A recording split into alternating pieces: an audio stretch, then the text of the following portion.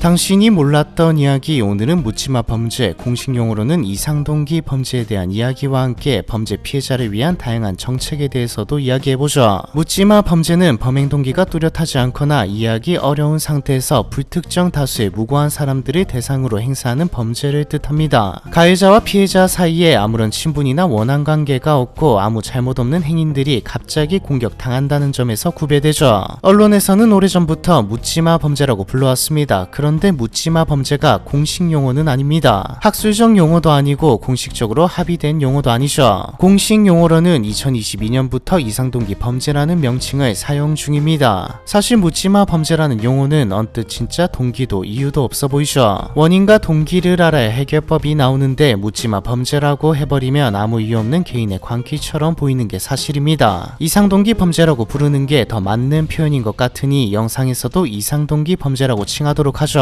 이상동기 범죄는 오랫동안 적어도 한국에서는 큰 파트를 차지하는 범죄가 아니었습니다. 오히려 일본에서 자주 일어나는 범죄의 종류라고 생각했죠. 실제로 일본에서는 많이 그리고 과거부터 이상동기 범죄가 이루어져 왔습니다. 일본 경찰이 인지한 사건만 2007년부터 2016년 10년간 한 해 평균 7건꼴로 발생했죠. 도리마라는 표현도 있죠. 도리마는 문자 그대로 풀이하면 길거리의 마귀라는 뜻입니다. 뜻은 면식 없는 사람을 대상으로 벌어지는 잔혹한 범죄이고요. 길거리의 마귀라는 표현에서 알 수 있듯 일본 사람들에게 이상동기 범죄가 주는 공포는 상상 이상임을 알 수 있습니다. 하지만 이제 한국도 더 이상 이상동기 범죄에서 안전한 국가가 아니죠. 물론 SNS의 발달과 언론에서 자주 다루기 시작하면서 더 주목받는 면이 없지 않아 있습니다. 워낙 충격적이기도 하고 주목을 많이 받는 사건이기도 하니까요. 실제로 지금 이상동기 범죄가 많이 늘어났냐라고 물으면 확답할 수는 없습니다. 하지만 최근 형사정책연구원에서 2019년부터 2024년 총 5년간 이상동기 범죄가 383건 발생했다고 발표한 것을 보면 절대 적은 숫자는 아니라는 것은 확실해 보이죠. 사실 이상동기 범죄는 늘어난다 줄어든다도 중요하지만 일정 수 이상 우리가 사는 사회에 발생한다는 것 자체가 중요한 포인트입니다. 다른 범죄들은 사람 사는 사회에서 안 일어날 수가 없는 범죄이기에 범죄 발생 추이와 다른 국가와 비교한 통계가 무척이나 중요하지만 말이죠. 왜일까요? 여타 다른 범죄들과는 발생하는 원인이 다르기 때문입니다. 우리가 범죄라고 인지하고 있는 것들은 치안을 강화하고 처벌을 강화하고 또 검거율이 높아지면 발생률을 줄일 수 있습니다. 그런 범죄는 원한관계, 금전 목적, 그릇된 욕구처럼 발생 목적이 정확히 있기 때문이죠. 심지어 사이코패스, 연쇄 살인마라고 해도 원하는 바가 명확하죠. 그렇기에 자신의 범죄를 감추기 위해 수를 쓰는 것이고요. 원하는 바를 얻고 싶을 뿐 인생이 망가지는 건 원치 않거든요. 하지만 이상동기 범죄의 경우는 원인이 다릅니다. 가장 큰 원인이자 동기는 사회에 대한 분노의 표출이죠. 이상동기 범죄가 무작위에 무고한 사람들을 대상으로 삼는다는 점 때문에 대상이 없어 보이는데 사실 이상동기 범죄의 가해자도 분노의 대상은 존재합니다. 바로 자신과 사회죠. 이상동기 범죄는 가해자 개인이 쌓은 분노와 불만이 임계점을 넘어 폭력으로 분출된 것으로 이해됩니다. 지난 2014년 울산의 한 버스 정거장에서 버스를 기다리고 있던 대학생에게 흉기를 휘둘렀던 사건이 있었습니다. 그 사건의 범인인 장성환의 경우 직장도 없고 가정에도 불화가 있는 자신의 처지를 비관하면서 대한민국이 싫다라는 말을 했죠. 삶에서 겪은 실패와 좌절을 사회의 탓으로 규정짓는 겁니다. 이렇게 책임 전가의 과정을 거치고 나면 사회에 막연한 적개심을 품게 되죠. 사회 때문에 불행을 겪는 일종의 피해자가 되었다는 망상에 사로잡히는 겁니다. 여기서 한 단계 더 나아가면 또 응축되면 분노가 외부에 표출되죠. 심지어 충동적이지만도 않습니다. 상당수 이상동기 가해자들은 흉기를 준비하고 장소를 물색하는 등 치밀한 계획을 세우죠. 2008년 일본 아키하바라에서 발생한 무차별 살상 사건의 범인 가토 도모이로는 인터넷에 예고글까지 남겼습니다. 순간의 분노 폭발이 아닌 오랜 기간 누적된 사회에 대한 분노를 표출하는 것이니까요. 여기서 조금 더 들어가 보죠. 앞에서 일정 수 이상 우리가 사는 사회에 발생한다는 것 자체가 중요한 포인트라고 한 거 기억나시나요? 사실 이상동기 범죄의 발생은 과거부터 어느 정도 예고되어 왔습니다. 이상적인 상황, 경제 호황에다 실업률도 낮고 성장률도 높은 상황에서도 나고자는 있기 마련이고 개인적인 이유로 불행한 사람 또 사회에 불만을 가진 사람은 존재하죠. 이런 상황에서는 이상동기 범죄가 발생하더라도 극히 드문 사례일 뿐입니다. 이상동기 범죄가 일정 수 이상 발생한다는 것은 그만큼 사회 상황이 안 좋다는 뜻이죠. 심각한 사회 문제들이 그 사회에 병처럼 퍼져 있다는 뜻이거든요. 이 이건 일본의 사례를 보면 더 와닿을 것 같습니다. 이상동기 범죄의 발생이 예고되어 왔던 것 자체가 일본에서 일어난 사회 문제들이 한국에서도 일어날 것이라 예측되었기 때문이거든요.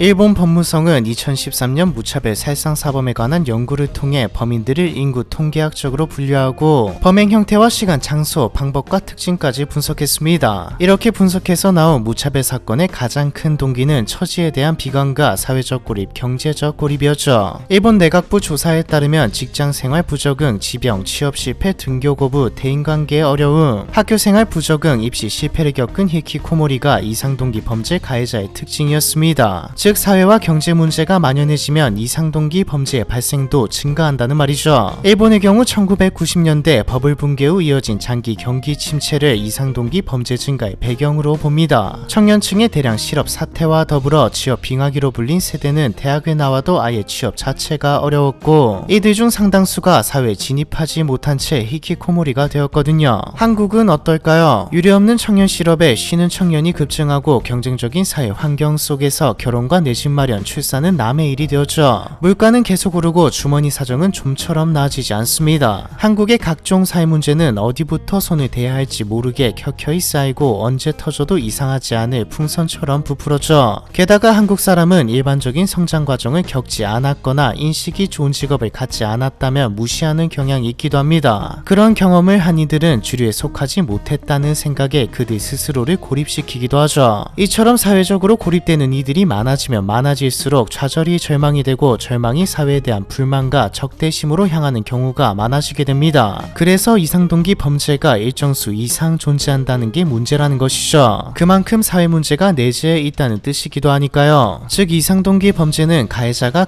되지 않도록 사회 환경과 상황 또 안전망을 만들어주는 것 말고는 지금으로서 딱히 방법이 없다는 말이죠. 이상동기 범죄를 줄이기 위한 대책으로 실제로 일본에서는 사회적 고립 해소를 내세우고 있습니다. 2021년부터 고독고립 대책 담당 부서를 설치해서 운영 중이죠. 이때까지 쭉 보셨듯 묻지마 범죄, 이상동기 범죄는 대처하기도 예방하기도 쉽지 않습니다. 일본에서 내세운 사회적 고립 해소가 탁월한 방법일지도 알 수 없습니다. 하지만 손 놓고 있을 수도 없죠. 원인을 찾아서 해결해야 하고 동시에 이상동기 범죄로부터 피해를 입은 무고한 사람들도 구해내야만 합니다. 지금부터는 범죄로부터 피해 입은 무고한 사람들을 위한 이야기 해보겠습니다. 처음에 말했듯 이미 발생한 피해에 대해서 국가적 사회적 보호와 지원 제도가 절실합니다. 피해자와 가족들이 다시 일상으로 돌아올 수 있도록 흉터는 남을지언정 고통이 되지 않도록 말이죠. 앞서 이상동기 범죄를 주로 말했지만 사실 범죄 피해자 지원은 이상동기 범죄 피해뿐 아니라 살인, 폭력, 방화, 강도 등 강력범죄로 신체 상해를 입은 피해자 그리고 디지털 성폭력 피해자까지도 지원 대상이 될 수 있습니다. 그렇다면 범죄 피해를 위한 지원은 어떻게 이루어지고 있을까요? 사실 법무부가 다양한 제도를 운영하고 있는데 잘 모르는 분들이 많습니다. 범죄 피해자 보호 지원 정책은 2003년 대구 지하철 참사 이후 범죄 피해자 보호 지원 종합 대책 수립의 필요성이 커지며 시작되었습니다. 법무부에서는 2005년 범죄 피해자 보호법 제정 이후 타인의 범죄 행위로 인하여 피해를 입은 사람에 대하여 다양한 지원을 시작했는데 크게 경제적, 심리적, 법률적 지원으로 나눌 수 있습니다. 먼저 경제적 지원입니다. 생명 또는 신체를 해하는 범죄로 인해 사망하거나 장애, 중상해를 입은 피해자나 유족에게 지급하는 범죄 피해 구조금이 있습니다. 좀 더 자세히 보면 피해자가 사망했을 때 법에 따라 유족에게 우선 지급하는 유족 구조금, 범죄로 인해 장애를 입은 경우 피해자 본인에게 지급하는 장애 구조금, 그리고 범죄 피해로 인한 치료에 2개월 이상이 필요한 경우 피해자 본인에게 지급하는 중상해 구조금, 이렇게 세 가지 범죄 피해 구조금이 있습니다. 또 치료비, 심리치료비, 생계비, 학자금, 장례비를 지원하는 검찰 경제적 지원 제도와 전국 검찰청에 대응하여 61곳에 설립된 각 지역 민간 범죄 피해자 지원센터에서 치료비, 간병비, 생계비를 지원하기도 하죠. 이런 범죄 피해 구조금, 생계비 등은 법무부의 범죄 피해자 직접 지원 강화 노력에 따라 최근 증액되기도 했는데요. 더 자세한 내용은 범죄 피해자 지원 포털을 통해 확인할 수 있습니다. 두 번째, 법률적 지원입니다. 범죄 피해를 입은 경우 가해자에 대한 탄원서, 손해배상 청구 등 법률적 지원이 필요한 경우가 있죠. 현재 법무부에서는 다양한 법률적 지원 제도를 운영하고 있습니다.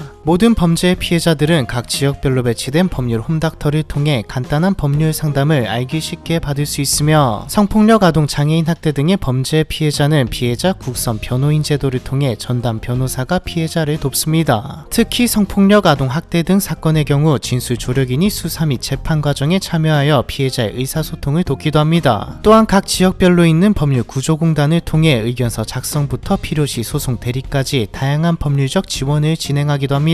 세 번째, 심리적 지원입니다. 강력범죄를 입은 피해자의 경우 외상 후 스트레스 장애, 즉 PTSD가 발병하기도 하는 등 심리적으로도 많은 피해가 있죠. 이런 강력범죄 트라우마를 전문적으로 치료하는 기관인 스마일센터가 있습니다. 정신과 전문의, 임상심리 전문가 등 심리치료 전문가들이 강력범죄 피해자의 심리적 회복을 도울 뿐만 아니라 임시주거, 법률 지원 등 다양한 지원도 실시하고 있죠. 이렇게 대표적인 세 가지 지원 제도 외에 더 다양하고 세부적인 지원 제도가 있지만, 당장 범죄 피해를 입은 당사자가 나에게 어떤 지원이 필요한지, 내가 어떤 지원을 받을 수 있을지 정확히 알기 어려운 게 사실입니다. 여러 가지 지원을 받기 위해 여기저기 왔다 갔다 해야 하는 불편함도 있었고요. 그래서 2024년 7월 법무부가 서울 대방동에 범죄 피해 원스톱 솔루션 센터를 개소했습니다. 원스톱 솔루션 말 그대로 다양한 지원 서비스를 한 번에 한 곳에서 종합적으로 제공하는 기관입니다. 피해자별 맞춤형으로 제공하죠. 앞서 말씀드린 경제적 지원, 심리치료, 주거 지원 등 다양한 지원을 포함해서요, 방문 후 전문 상담사와 의논하여 피해자분에게 필요한 서비스를 체계적, 종합적으로 연계 지원해주기 때문에 마음 편하게 방문할 수 있습니다. 원스톱 솔루션 센터는 서울 여성플라자 3층에 위치해 있고, 검색하면 법무부 홈페이지에 더 자세한 내용을 알 수 있습니다. 1577-1701번으로 연락해서 궁금한 점을 물어봐도 되고요. 홈페이지를 비롯해 댓글에도 정보를 적어둘 테니 많은 분들의 관심 부탁드립니다. 이상동기 범죄 그리고 법무부와 함께한 범죄 피해자 보호 지원에 대한 이야기, 이번 편은 여기까지입니다.